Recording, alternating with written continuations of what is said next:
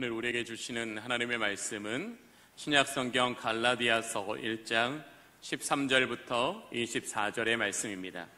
신약성경 302면입니다. 신약성경 302면 갈라디아서 1장 13절부터 24절까지의 말씀입니다. 기록되어진 하나님의 말씀을 봉독하겠습니다. 내가 이전에 유대교회에 있을 때에 행한 일을 너희가 들었거니와 하나님의 교회를 심히 박해하여 멸하고 내가 내 동족 중 여러 영겁자보다 유대교를 지나치게 믿어 내 조상의 전통에 대하여 더욱 열심히 있었으나 그러나 내 어머니의 태로부터 나를 택정하시고 그의 은혜로 나를 부르시니까 그의 아들을 이방에 전하기 위하여 그를 내 속에 나타내시기를 기뻐하셨을 때에 내가 곧 혈육과 의논하지 아니하고 나 또 나보다 먼저 사도된 자들을 만나려고 예루살렘으로 가지 아니하고 아라비아로 갔다가 다시 다메섹으로 돌아갔노라. 그 후 3년 만에 내가 게바를 방문하려고 예루살렘에 올라가서 그와 함께 15일을 머무는 동안 주의 형제 야고보 외에 다른 사도들을 보지 못하였노라. 보라, 내가 너에게 쓰는 것은 하나님 앞에서 거짓말이 아니로다. 그 후에 내가 수리아와 길리기아 지방에 이르렀으나 그리스도 안에 있는 유대의 교회들이 나를 얼굴로는 알지 못하고 다만 우리를 박해하던 자가 전에 멸하려던 그 믿음을 지금 전한다 함을 듣고 나로 말미암아 하나님께 영광을 돌리니라. 아멘. 최근 미국에 사는 한인 2세들에게 가장 선호받는 교회 중 하나가 리디머라는 교회입니다. 이 리디머 교회를 개척하시고 사역하시는 목사님은 팀 켈러 목사님이신데, 특별히 이 팀 켈러 목사님은 위대한 설교가고 저술가로서 현대에 굉장히 이름을 널리 알리고 계십니다. 이 팀 켈러 목사님께서 쓰신 책 제목 중에 참 제게 은혜가 되고 도전이 되고 교훈이 되는 책의 제목이 있습니다. 책 제목은 이것입니다. 고통에 답하다. 우리가 흔히 듣던 이야기와는 좀 익숙하지 않으시지만 이 팀 켈러 목사님은 성도들은 고통에 답하는 삶을 살아야 한다라는 것을 강조하는 겁니다. 이 고통에 답하다라는 책을 보면 이 고통에 답하는 삶을 우리가 왜 살아야 되는지를 세 가지로 이야기하고 있는데, 첫 번째, 하나님은 우리가 고통을 당할 때에 그 고통에 함께 하시고 그 고통 속에서 일하심으로 그 고통이 우리에게 낭비의 시간이 되지 않게 하신다라고 말씀하십니다. 두 번째, 우리는 고통을 통해서 하나님의 더 크고 놀라우신 은혜를 발견하게 된다라고 이야기하고 있습니다. 이 팀 켈러 목사님은 욥의 이야기를 들으면서 하나님께서는 욥에게 시험 당할 것을 허용하셨지만, 그래서 욥은 잠시 동안은 하나님 앞에 그 괴로움과 그 상실감으로 말미암아 하나님 앞에 불명도 하고 하나님 앞에 원망도 했지만, 결국 그 고통의 시간을 통해서 귀로 들었던 하나님을 이제 어떻게 눈으로 보는 것 같은 하나님에 대한 생생한 체험과 하나님께서 주는 인격적인 감동을 얻게 되었다. 즉, 고통 가운데서 우리는 더 큰 은혜를 발견하게 되었다라고 이야기하고 있고요. 그리고 고통을 믿음으로 지난 후에 위대한 사람이 되게 하신다라고 말씀하셔요. 욥도 마찬가지지요. 욥기 23장 10편에 이렇게 말합니다. 그가 나의 길을 아시나니 그가 나를 단련하신 후에는 내가 정금되어 나아오리라. 그가 그 고난의 시간을 통과하고 자신의 인생을 돌아보았더니 그 고난 속에서 나를 무너지지 않게 하신 것이 하나님이셨다라는 거지요. 그 하나님의 은혜가 나를 견고히 붙잡아 주셔서 이제는 세상의 고통에 흔들리지 아니하고 세상의 유혹에 낙심하지 아니하며 또 이 세상을 살아가는 날 동안에 오직 믿음으로 주님을 바라보는 그런 영적인 능력을 주셨다. 이것이 고난을 통해 우리 가운데 이루시는 하나님의 은혜다. 즉, 고통 속에는 하나님의 분명한 은혜가 있고 하나님의 개입하심이 있고 하나님의 성취가 있기 때문에 성도들은 고통을 당할 때에 그 고통에 당하여 원망하고 불평할 것이 아니라 그 고통을 주시는 하나님을 신뢰함으로 그분의 은혜와 그분의 방법에 우리의 삶을 전적으로 맡겨드리는 고통에 답하는 인생을 살아야 한다. 그러면 고통은 우리에게 유익이 될 것이다 라고 강조하고 있습니다. 하나님이 우리에게 고통을 통해 또 이와 같은 하나님의 놀라운 일을 행하신다면 하나님께서 저와 여러분에게 주시는 은혜로는 어떤 일을 하고 계실까요? 하나님은 왜 여러분에게 은혜를 베풀어 주실까요? 오늘 저와 여러분이 받는 이 은혜는 무한한 은혜인 줄로 믿습니다.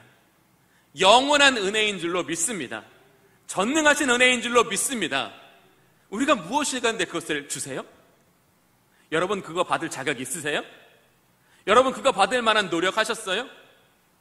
여러분 그것을 받고도 정말 그 은혜에 속한 자 되어 살아가고 계세요? 우리는 우리 자신을 한번 정말 객관적으로 생각해 보면 우리의 입술로 하나님 앞에 감당할 수 없는 은혜를 받았다라고 고백하고 자랑하지만 정말 은혜에 답하는 인생을 살고 있지 않다라는 것을 스스로 충분히 느낄 수 있습니다. 설교를 준비하면서 이 은혜라는 단어는 우리에게 절대로 뗄 수 없는 단어라는 것을 다시 한번 느낄 수밖에 없었습니다. 왜냐하면 우리가 존재하는 것 자체가 은혜이기 때문이지. 오늘 여기서 우리가 예배하는 것 자체가 은혜로 된 것이다라는 거죠. 우리가 하나님을 먼저 안 것이 아니지요. 우리가 먼저 하나님을 믿은 것이 아니지요. 하나님 우리를 먼저 아시고 하나님 우리에게 믿음이라는 은혜의 선물을 주셔서 우리를 믿게 하셨기 때문에 우리가 여기서 하나님을 예배할 수 있는 은혜를 누리고 있는 것 아닙니까? 우리는 이 예배를 통해서도 우리가 얼마나 큰 은혜 안에 들어와 있는지를 우리는 느끼고 깨달아야 되는데 어느 순간부터 이 은혜가 우리에게 너무 당연한 것이 되었고요, 이 예배가 은혜 없는 것이 되었고요, 이 예배가 메말라지는 것이 되었다라면 우리는 은혜에 답하고 있지 않다라는 것을 이 예배를 통해서도 분명히 느낄 수 있다라는 겁니다. 우리는 이 코로나19라는 시절을 통해서 예배할 수 없는 고통과 단절을 느껴보았습니다. 그 고통과 단절을 느껴보았는데 왜 이곳에서 다시 나와 예배하는 우리는 이전과 똑같이 예배합니까?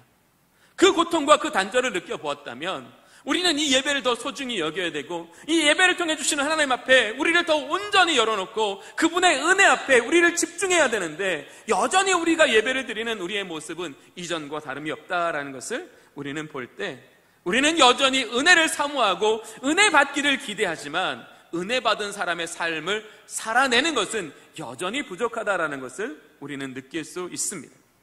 형식적인 신앙인이 아니라면 우리는 모두 이렇게 한결같이 고백할 것입니다. 하나님의 은혜가 없이는 단 하루도 살 수 없습니다. 믿으십니까? 하나님의 은혜 없이 계속 살고 계시죠? 그러니까 좀 민망하셔서 하나님의 은혜 없이는 단 하루도 못 삽니다.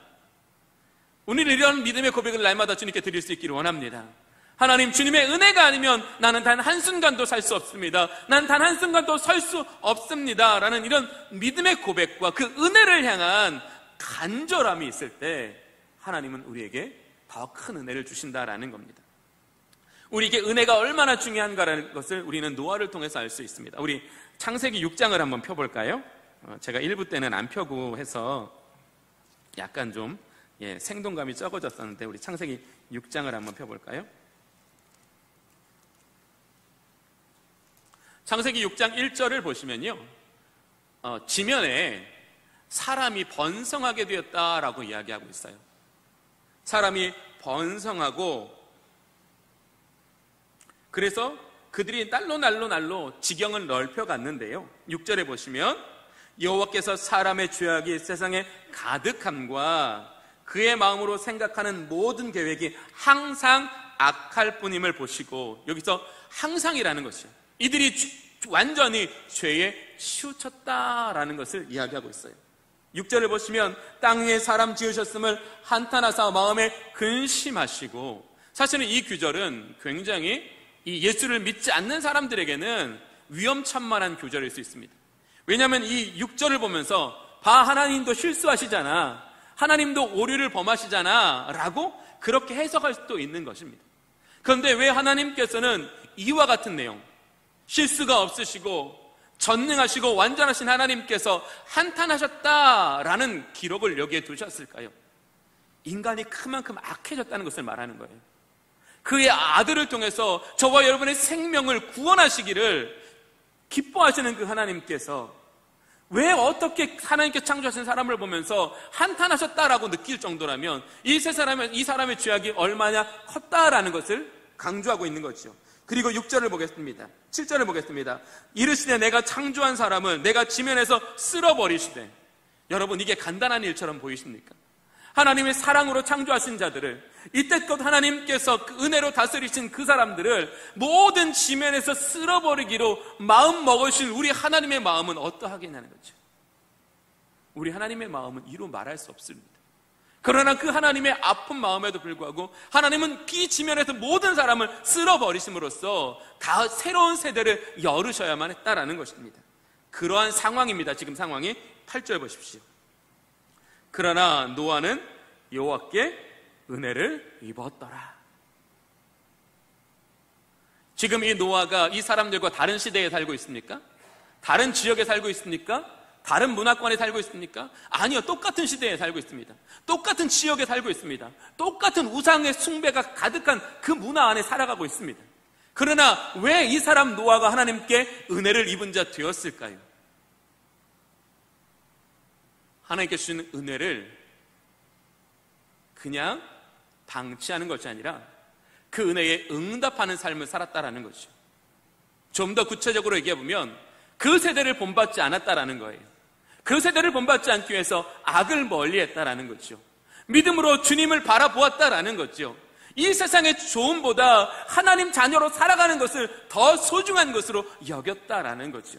즉 주신 은혜로 말미암아 그 은혜에 응답하여 하나님이 기뻐하시는 삶, 하나님의 영광을 위한 삶을 살았기 때문에 이 홍수의 심판 앞에서도 노아는 어떻게 해요? 여호와께 은혜를 입은 자 되었다라고 성경은 기록하고 있어요. 그렇게 노아가 은혜를 받는 데서 그치는 것이 아니라 은혜에 답을 하는 삶, 은혜에 속한 삶을 살아갈 때에 노아가 어떤 사람이 되었는지 9절을 보겠습니다. 이것이 노아의 족본이라. 노아는 의인이요 당대의 완전한 자라. 그는 하나님과 동행하였으며. 노아가 은혜를 받는 데서만 그치지 않고 은혜에 답하는 삶, 은혜로 사는 삶을 살았을 때에 하나님은 노아에게 어떤 축복을 주셨어요? 하나님과 동행하는 축복을 주셨다고 말씀하십니다. 우리가 이 세상을 살아가면서 가장 큰 축복이 뭘까요? 하나님과 동행하는 축복인 줄로 믿습니다. 하나님이 우리와 동행하실 때에 우리에는 부족함이 없습니다. 하나님이 우리와 동행하실 때 우리에게 연약함이 없습니다. 하나님이 우리와 동행하실 때 우리는 이 팀 켈러가 얘기했던 것처럼 고통 중에도 감당할 수 없는 놀라운 하나님의 신비와 하나님의 능력을 경험하며 살아가는 것이 이 동행함의 축복입니다. 즉 노아가 어떻게 했다고요?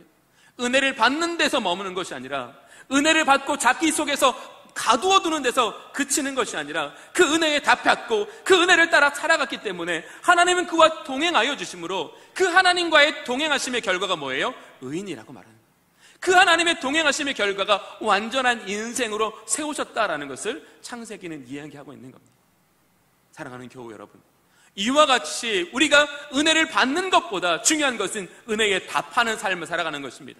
은혜에 답하여 우리도 이 세대를 본받지 아니하고 이 세대의 악으로부터 우리가 멀리 떠나며 죄의 유혹을 이기며 믿음으로 주의 얼굴을 구하고 늘 하나님의 뜻을 따라 살아가는 것을 이 세상의 낙보다 더 소중한 것으로 여길 때, 그렇게 은혜에 응답하는 삶을 살 때 오늘 우리의 삶의 길은 어떤 길이 된다고요? 우리 하나님과 동행하는 길이 되고, 우리가 하나님과 동행하는 그 길의 끝은 뭐라고요? 하나님의 영광을 드러내는 삶을 살게 된다라고 노아를 통해서 우리에게 이야기하고 있는 것입니다. 그런데 왜 우리가 은혜에 응답하지 못하는 삶을 살까요? 그 첫 번째 이유는 은혜에 대해서 잘 이해하지 않기 때문입니다. 혹시 오늘 은혜를 구하고 오셨습니까? 이 예배 속에서 은혜 주실 것을 구하고 오셨습니까? 집을 나서기 전에 하나님, 오늘 이 예배를 통해 또 하나님 내게 은혜 주시기를 원합니다. 다음 주부터는 구하고 오세요. 왜 안 구하고 오세요? 안 이상하세요? 예배 그냥 드리러 오셨어요? 은혜 안 받아가셔도 돼요? 성령의 감동과 성령의 위로 없으셔도 돼요? 그냥 예배를 드렸다라는 것만으로 아무것도 필요 없으세요?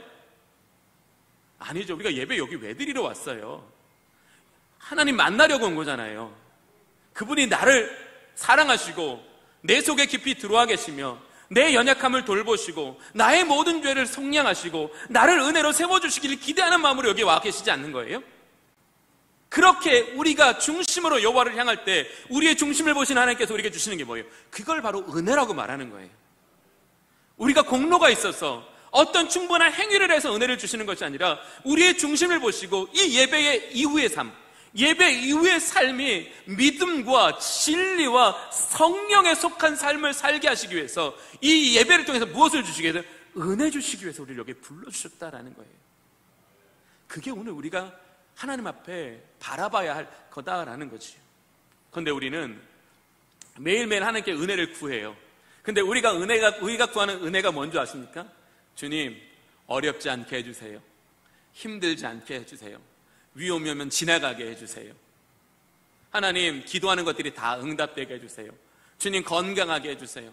주님, 이 땅에 살아가는 날 동안 내가 하는 것보다 더 많은 것 거두게 해주세요.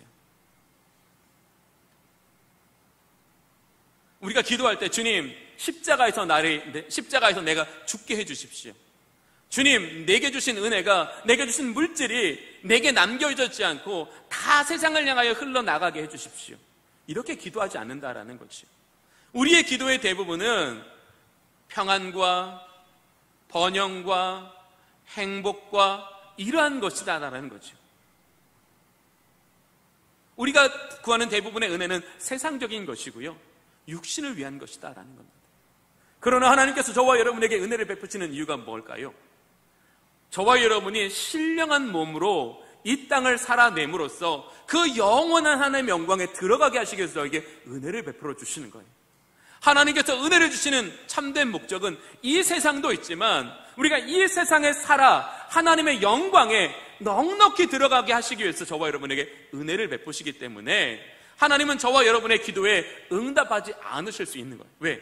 우리가 드리는 기도보다 하나님 우리에게 주시고자 하는 게 더 필요하면 우리의 기도에 응답하는 대신 하나님 우리에게 필요한 걸 주실 거니까요.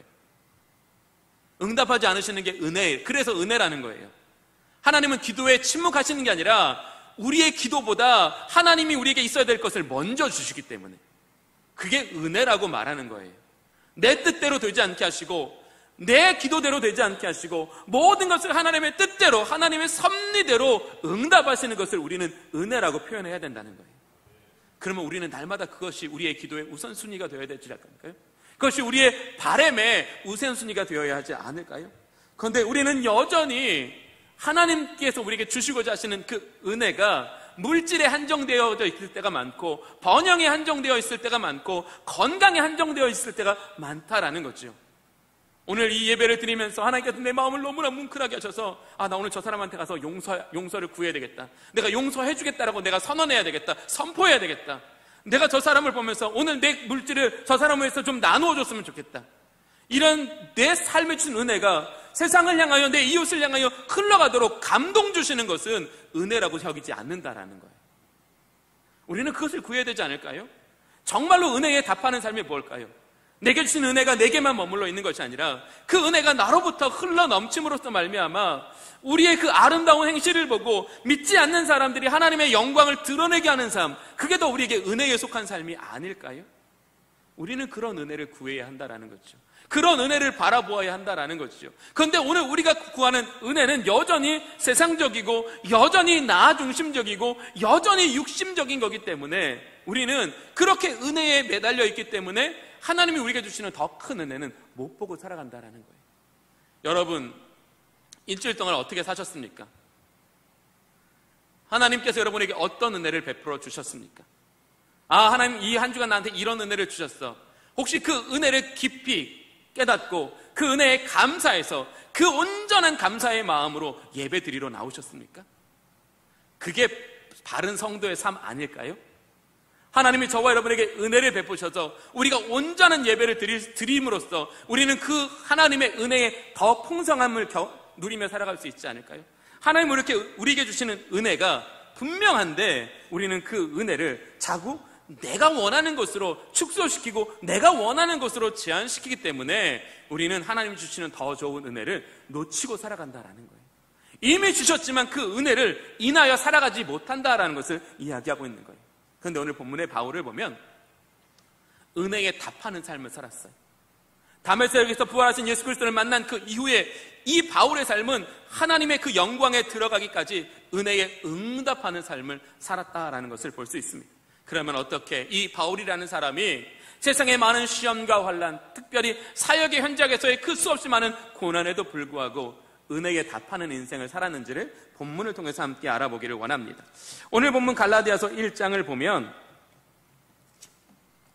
바울은, 우리가 바울을 16절 보겠습니다.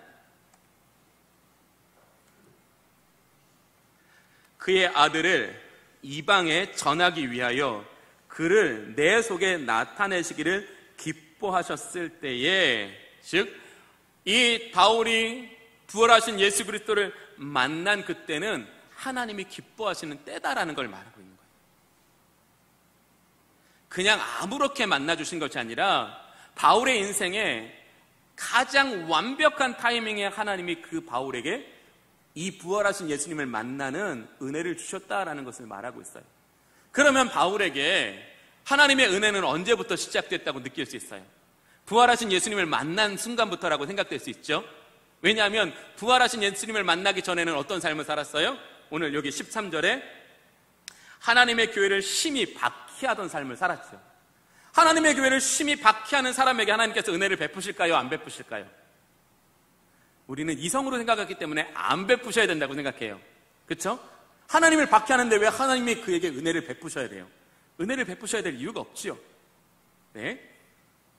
그리고 14절 보겠습니다. 내가 내 동족 중 여러 연갑자보다 유대교를 지나치게 믿었다라는 말과 내 조상의 전통에 대하여 더욱 열심히 있었으니, 그러니까 유대교에 뿌리 박혀 살아갔다라는 거예요. 그러면 다메섹에서 부활하신 예수님을 만나기 전에 바울의 인생은 하나님이 방치하신 삶일까요? 버려두셨을까요? 다메섹에서 예수님을 만나기 전에 그 이전에 바울의 삶은 하나님 없는 삶이었을까요? 하나님께부터 유기당한 버려진 삶이었을까요? 어떤 하나님의 개입과 하나님의 섭리도 없던 삶이었을까요? 자, 그 답을 오늘 본문이 줍니다. 15절 보겠습니다. 그러나 내 어머니의 태로부터 나를 택정하시고 그 은혜로 나를 부르신 이가 라고 말하고 있습니다. 바울이 아라비아의 광야에 가서 성령의 조명하심과 성령의 감동하심을 통해 깨달은 것이 뭐예요? 하나님이 나의 모태로부터 나를 택정하셨다라는 거예요. 하나님의 은혜는 내 어머니의 뱃속으로부터 이미 시작됐다라는 것을 말하는 거예요. 하나님께서 내게 주신 은혜는 이미 어머니의 뱃속에서부터 시작되었고, 그 하나님의 은혜는 한 번도 바울을 떠나가 있지 않았다라는 거예요. 자, 이제 놀라운 하나님의 반전을 좀 보겠습니다. 바울은 어떠한 사람으로 하나님 앞에 택하여 부르심을 받았습니까? 이방을 위한 하나님의 그릇으로 택함을 받았다라는 것이요. 그리고 바울은 선교하는 그 선교의 그 1, 2, 3, 4차 선교 여행 동안 특별히 많은 유대교를 믿는 사람들과 이 유대교와 예수 그리스도를 믿는 이 복음을 두고 서로 수없이 많은 논쟁과 복음을 전하는 삶을 살아야 했습니다. 특별히 이 옥중서신에 보면 이 유대교로부터 개종한 많은 그리스도인들이 이 먼저 섬겼던 유대교인들로부터 많은 핍박과 많은 유혹을 받아서 다시 유대교로 돌아가려는 신앙의 위기가 있었어요. 바로 그때 바울은 어떻게 해요? 누구보다 유대교를 잘 알고 있죠. 유대교를 너무나 잘 알고 있기 때문에 유대교와 예수 그리스도를 믿는 이 복음을 완벽하게 대조해서 예수 그리스도를 믿는 이 믿음의 우월함이 뭔지, 이 예수 그리스도를 믿는 믿음의 완전함이 무엇인지, 예수 그리스도가 그들이 섬기는 모세보다 얼마나 뛰어나신지, 예수 그리스도가 그들이 숭배하는 천사보다 얼마나 뛰어나신지 히브리서 2장부터 10장까지 하나도 빠짐없이 완벽하게 기록해 놓고 있습니다. 왜요? 유대교에 능통했던 사람이니까. 이제 하나님이 준비시키심이 보이십니까? 하나님이 그를 유대교에 내버려 두신 것이 아니라는 거죠. 하나님의 때를 위하여, 하나님의 영광을 위하여 하나님은 그의 인생이 소모적인 인생이 되지 않도록 늘 그의 인생에 개입하시고 역사하셨다라는 거예요. 그리고 바울이 선교하는 그 이후에 바울에게 가장 큰 위협이 됐던 사람이 누구냐면 당시의 철학자들이었어요. 당시의 수사학자들이었어요. 그들이 이 복음을 허구라고, 이 복음은 논리적이지 않다라고 그렇게 바울을 굉장히 많이 괴롭혔거든요. 그러나 그는 어디에서 배웠어요? 가말리엘에서 무화에서 배웠다라는 거지. 가말리엘에서 모았기 때문에 그는 철학을 배웠고 수사학을 배웠고 당신의 과학을 배웠습니다. 그러니 당연히 그들을 대적하는 당시의 철학자들과 에피쿠로스 학파자는 사람들 앞에 하나도 꿀리지 않았다는 거예요. 논리적으로나 학문적으로나 하나도 꿀리지 않고 오히려 그들 앞에 복음을 더 담대하게 전할 수 있었다라는 거지. 여러분, 바울의 감동이 혹시 느껴지십니까? 다메섹 이전의 바울의 삶은 어떤 삶이었을까요? 지우고 싶은 삶 아니었을까요? 자기에게서 없어졌으면 좋겠는 삶 아닐까요? 예수 그리스도를 핍박하던 그 시절이 바울은 없어지기를 바라지 않았을까요? 왜냐하면 그와 똑같은 사도로 부르심을 받은 사람 중에 어떤 사람이 있었어요? 갈릴리에서 부르심을 받아 예수님의 공생애와 함께하고 예수 그리스도의 십자가를 목격했고 예수 그리스도의 부활을 목격했던 그 사도들과 같이 사역하는 그 시대 가운데 늘 자신의 사도성을 위협받는 그 상황 속에서 이전에 자기가 예수님을 핍박하던 그때의 그 시간이 과연 자기한테 기억하고 싶은 시간이었을까요? 아마 버리고 싶은 시간이었을 거예요.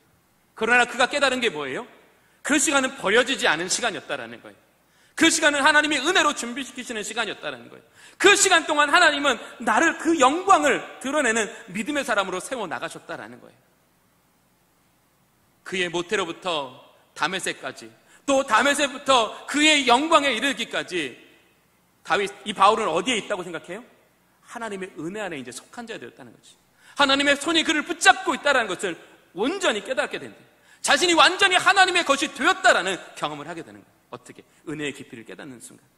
모태로부터 다메섹까지 그 하나님의 은혜가 한 번도 자기를 떠나 있지 않았고 내가 버려야 할 시간이라고 생각하는 그 시간 속에서도 하나님의 철저한 준비를 느끼는 그 순간, 아, 나는 완전히 이제 하나님의 것일 수밖에 없구나라는 이 믿음의 확신이 그에게 은혜에 답하는 삶을 살게 했다라는 거예요.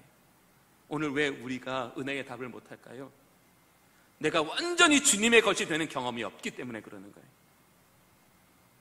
내가 완전히 주님의 것이 돼서 내 태어날 때부터 오늘까지 단 한순간도 하나님의 은혜가 없는 순간이 없고 철저한 하나님의 준비 안에서 나를 이와 같이 세워주신 그 하나님의 놀라우신 그 사랑과 능력 앞에 내 삶이 완전히 무너져 내리는 그 인격적인 경험을 하지 않았기 때문에 우리는 은혜에 답하지 않는 거예요. 늘 은혜에 답하는 삶이 어떤 거예요? 내가 기도할 때 이것이 응답되면 은혜에, 그때는 은혜에 답하고 살아요. 그러나 그것은 계속 시들어버리지요. 늘 보여지는 것에만 감사하고 그것으로만 느끼고 그것에 대한 응답하니까 그것보다 더 많은 우리의 인생 가운데 우리가 깨닫지 못했던, 깨닫지 않았던 우리 인생에 더 많은 하나님의 은혜들이 우리 안에 경험되지 않기 때문에 우리는 은혜에 답하지 않는 거예요. 오늘 우리는 우리 인생에 주신 하나님의 은혜를 다 깨닫지 못하는 것 같습니다. 이제 우리가 앞으로 깨달아야 될 게 뭐예요? 이 바울처럼 성령의 감동을 통하여 우리 인생 가운데 하나님께서 우리의 시간 동안에 우리에게 베풀어 주신 그 은혜를 하나하나 발견하여 우리의 모든 삶이 하나님의 주권과 하나님의 다스림과 하나님의 준비하심에 있었다라고 느끼고 깨닫는 순간 그 은혜가 우리 속에 사무치면 우리는 반드시 은혜에 답하는 인생을 살아갈 수 있다라는 거예요. 그렇게 위해서 하나님이 자꾸 우리에게 은혜를 베푸시는 거예요. 자꾸 은혜를 계속 부어주셔야지만, 아, 내 삶에 하나님의 어떤 은혜가 있을까? 내 삶에 어떤 하나님의 비밀이 숨겨져 있을까? 내 삶에 어떤 하나님의 능력이 있을까? 그것을 자꾸 발견하는 기쁨, 그것을 발견하고 하나님의 뜻을 향하여 나아가는 그 기쁨이 있을 때 우리는 은혜에 온전히 답하는 인생이 될 수 있다는 거죠. 두 번째 본문을 보면 은혜의 방향을 향하여 나아가는 것이 은혜에 답하는 인생임을 말합니다. 오늘 18절 이후부터 보면 이제 아라비아 광야를 지나서 이제 바울이 1차, 2차, 3차, 4차 선교 여행을 하는 그런 내용이 나와 있어요. 그러나 이 선교 여행을 하는 과정 속에도 여전히 바울 앞에는 고난이 그들을 기다리고 있었어요. 그러나 바울은 그 고난이 자신을 기다린다 할지라도 두려워하지 않았습니다. 왜 두려워하지 않았을까요? 그 고난보다 더 큰 하나님의 은혜도 기다리고 있기 때문에. 그 고난이 아니라 그 길에 내가 감당할 수 없는 하나님의 놀라운 은혜가 그곳에 있었기 때문이에요. 신약 성경이 여러분 27권이잖아요. 그렇죠? 바울이 13권을 기록했어요. 왜 안 놀라세요? 이게 그냥 평범해 보이세요? 한 사람이 13권의 신약 성경을 기록할 수 있는 하나님의 은혜의 도구가 됐다는 게 여러분 기적처럼 느끼지 않으세요? 이거보다 더 큰 기적이 어디 있어요? 근데 그 사람이 어떤 사람이었어요? 하나님의 교회를 핍박하는 사람이었어요. 하나님의 성도들을 죽음에 내몬 사람이었어요. 그러한 사람에게 신약 성경의 절반을 기록하도록 그의 인생을 변화시키시고 그의 인생에 개입하시고 그의 인생에 은혜를 풍성하게 내리신 그 하나님의 섭리가 놀랍지 않으십니까? 이 13권의 신약 성경을 보십시오. 얼마나 많은 이 안에 하나님의 은혜가 있습니까? 하나님의 도우심이 있습니까? 하나님의 권능이 있습니까? 하나님의 사랑이 있습니까? 이 모든 것이 그가 선교의 삶, 즉 하나님의 은혜의 방향을 향하여 나아가는 과정 속에 그가 경험했던 은혜들이라는 것이죠.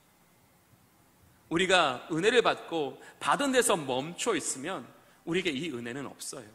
그러나 바울처럼 우리에게 주신 그 은혜를 쫓아 그 은혜의 방향을 향하여 은혜에 답하는 인생이 될 때 우리는 사도 바울에게 주셨던 것처럼 풍성한 주의 은혜를 경험하며 살아갈 수 있는 하나님의 놀라운 은혜가 함께한다는 거예요. 여러분, 이런 은혜는 받고 싶지 않으세요? 번영하는 은혜만 받고 싶으세요? 성공하는 은혜만 받고 싶으세요? 건강하는 은혜만 받고 싶으세요? 바울처럼 정말 하나님께서 이토록 나를 사랑하시고 이토록 나를 들어 이해하시고 이토록 나를 통해 하나님의 영광을 드러내시는 그 하나님의 섭리가 온전히 나를 붙드시고 인도하시는 이 하나님의 놀라운 것은 경험하고 싶지 않으십니까? 하나님은 저와 여러분에게 은혜를 베풀어 주십니다. 그 은혜는 그것은 우리로 은혜에 답하는 인생이 되게 하시기 위해서 은혜에 답하면 답할수록 우리의 인생에는 하나님의 다스리심이 있기 때문에 그렇습니다. 은혜에 답하는 인생에는 하나님의 다스리심이 있습니다. 그래서 성령은 이 바울로 하여금 하나님의 뜻을 쫓아가도록 그 길을 수정해 놓으신 거예요. 성령이 그 길을 인도하여 주십니다. 하나님의 영이 그를 인도하여 주신다라는 거예요. 은혜에 답하는 삶은 성령이 그의 삶을 인도해 주시는 거예요. 그리고 권능이 그를 도와주십니다. 얼마나 많은 인생의 위기가 있었습니까? 그러나 그 인생의 위기에서 그는 무엇을 해요? 천지와 만물의 주제이신 하나님의 권능을 경험해요. 그 택하신 백성을 위험에서 건지신 하나님의 사랑을 경험해요. 그 속에서 믿지 않는 자들에게 구원을 전하시는 하나님의 놀라운 은혜를 경험하게 된다는 거지. 그는 감옥에 빠진 게 아니라니까요. 하나님의 그 은혜의 현장으로 들어간 거라는 거죠. 그 은혜의 현장에서 하나님은 그에게 더 큰 하나님의 은혜를 경험하게 하심으로 그의 달려갈 길을 끝까지 달려갈 수 있도록 영적인 동력으로서의 은혜를 베풀어 주셨다라는 것을 이야기하는 거예요. 오늘 우리에게 영적인 동력이 필요한 줄로 믿습니다. 그것이 바로 은혜라니까요. 근데 그 은혜는 내가 받는 데서 멈춰져 있으면 그 은혜는 우리 안에 점점 식어집니다. 그러나 은혜에 답하는 인생이 될 때면 하나님은 노아를 동행하셨다는 우리를 동행해 주신다는 거예요. 은혜에 답하는 인생을 살아가면 우리의 삶은 고통의 현장이 아니라 하나님의 섭리의 현장으로 바뀌어진다는 거예요. 하나님의 은혜가 얼마나 크고 넓으신가를 보여주심으로써 우리가 그 영광에 넉넉하게 들어가게 하신다라는 것을 우리에게 이야기하고 있는 거예요. 저는 바울의 인생을 보면서 정말 부러워요. 어떻게 한 사람의 인생이 이와 같을 수 있을까? 어떻게 한 사람의 인생에 이 많은 은혜가 있을까? 어떤 한 사람의 인생에 이 많은 하나님의 능력이 있을까? 어떻게 하면 한 사람의 인생에 이와 같은 하나님께서 그 가슴에 주시는 부인할 수 없는 영적인 갈급함과 뜨거움이 있을까? 너무너무 부러운 거예요. 어떻게 하면 이 사람처럼 날마다 내 속에 있는 갈급함이 나를 하나님께로 이끌어갈까? 내 속에 있는 하나님을 향한 사랑이 나로 죄를 멀리하게 할까? 어떻게 하면 이 사람 속에 있는 사람 하나님의 나라가 이 땅보다 하나님의 나라를 더 구하며 살아갈 수 있을까? 너무너무나 부러운 거예요. 이런 놀라운 은혜가 왜 다윗에게 연속되었다고 생각하십니까? 은혜에 답하는 인생이 되었기 때문에 그래요. 주신 은혜에 날마다 감사하고 날마다 응답하는 삶을 살아 어떤 어려움이든지 어떤 시험이든지 주님을 먼저 생각하고 하나님의 나라를 먼저 바라보았기 때문에 그런 이러한 은혜의 이끌림을 받고 은혜 위에 새로워지는 인생을 살 수 있었다라는 거죠. 저는 우리 모든 주님의 성도님들이 이제 은혜를 받는 데서 그치지 않으시기를 원합니다. 은혜에 응답하는 삶을 사십시오. 은혜에 응답할 때 하나님의 손은 저와 여러분을 다스리시는 줄로 믿습니다. 하나님의 성령은 우리의 길을 인도하시는 줄로 믿습니다. 하나님의 권능은 우리를 고통이 아니라 은혜의 장소로 바꿔주실 줄로 믿습니다. 그런 은혜가 우리 안에 거할 때에, 그 은혜가 우리를 인도할 때에 24절, 나로 말미암아 하나님께 영광을 돌리리라. 하나님의 영광을 돌리는 인생 되게 하신다라고 말씀하십니다. 사실은 은혜의 목적은요, 하나님의 영광을 돌리게 하는 거예요. 그런데 그 하나님의 영광을 돌리는 순간까지 이 바울을 이끌어갔던 게 뭐라고요? 은혜라고요. 은혜를 받는 데서 그치는 것이 아니라 은혜에 응답할 때 그 은혜는 지속적으로 바울의 인생을 이끌어갔다라는 것을 바울은 지금 우리에게 이야기하고 있는 거예요. 이와 같이 우리 인생에도 풍성한 하나님의 은혜가 차고 넘치는 우리 모든 주님의 성도님들이 되실 수 있기를 바랍니다.